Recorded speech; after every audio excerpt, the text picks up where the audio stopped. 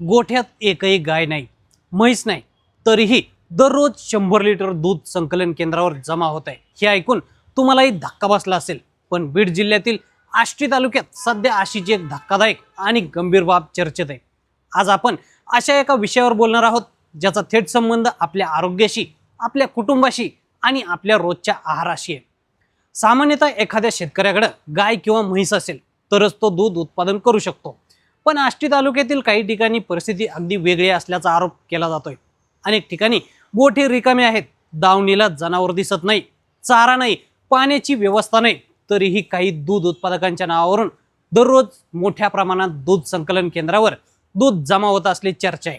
त्यामुळे एक मोठा प्रश्न निर्माण होतो, हे दूध नक्की येतं तरी कुठून? स्थानिक नागरिक आणि काही सामाजिक कार्यकर्त्यांच्या आरोपानुसार शुद्ध दुधाच्या नावाखाली भेसळयुक्त दूध तयार करून बाजारात विकले जाते। या कथित भेसळीत पाणी मिसळण्याबरोबरच युरिया, कॉस्टिक सोडा, डिटर्जंट पावडर यांसारख्या घातक पदार्थांचाही वापर होत असल्याची चर्चा आहे। जर हे आरोप खरे असतील तर ही बाब अत्यंत गंभीर आहे, कारण अशा प्रकारचं दूध थेट नागरिकांच्या घरात पोहोचतं।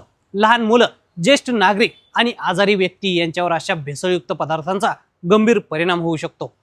या प्रकरणातील आणखी एक धक्कादायक बाब म्हणजे कारवाईच्या प्रक्रियेबाबत उपस्थित होणारे प्रश्न।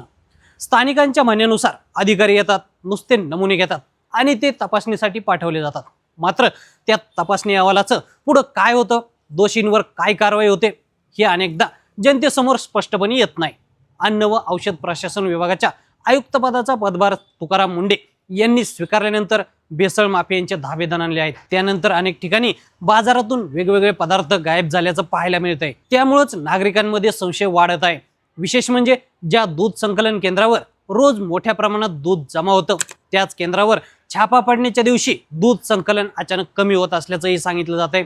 हा फक्त योगायोग आहे की यामागे काही वेगळं कारण आहे, याची सखोल चौकशी होण्याची गरज व्यक्त केली जाते। तज्ञांच्या मते अशा प्रकरणांमध्ये फक्त नमुने घेऊन भागणार नाही, आधुनिक तंत्रज्ञानाच्या मदतीने जागेवरच दूध तपासणी करणारी यंत्रणा वापरणं देखील आवश्यक आहे। त्यामुळे दूध शुद्ध आहे की भेसळयुक्त याचा लगेच अंदाज येऊ शकतो। मात्र इथं एक गोष्ट स्पष्टपणे सांगणं महत्त्वाचं आहे की या प्रकरणातील अनेक बाबी या स्थानिक पातळीवर करण्यात आलेल्या आरोपांवर आणि चर्चांवर आधारित आहे। संबंधित यंत्रणांकडून अधिकृत तपास आणि अहवाल समोर आल्यानंतरच संपूर्ण सत्य स्पष्ट होऊ शकतं। पण एक गोष्ट खरी की जर शुद्ध दुधाच्या नावाखाली नागरिकांच्या आरोग्याशी खेळ होत असेल तर त्याविरोधात कठोर कारवाई होणं गरजेचं आहे, कारण हा फक्त आर्थिक व्यवहार नसून जनतेच्या आरोग्याशी संबंधित अत्यंत संवेदनशील विषय आहे। या संपूर्ण प्रकरणाबद्दल तुमचं मत काय?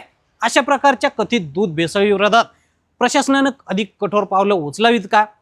तुमचं मत काय आम्हाला कमेंटमध्ये नक्की सांगा आणि असेच नवनवीन माहितीपूर्ण व्हिडिओ पाहण्यासाठी लेट्स अप मराठीला फॉलो करा।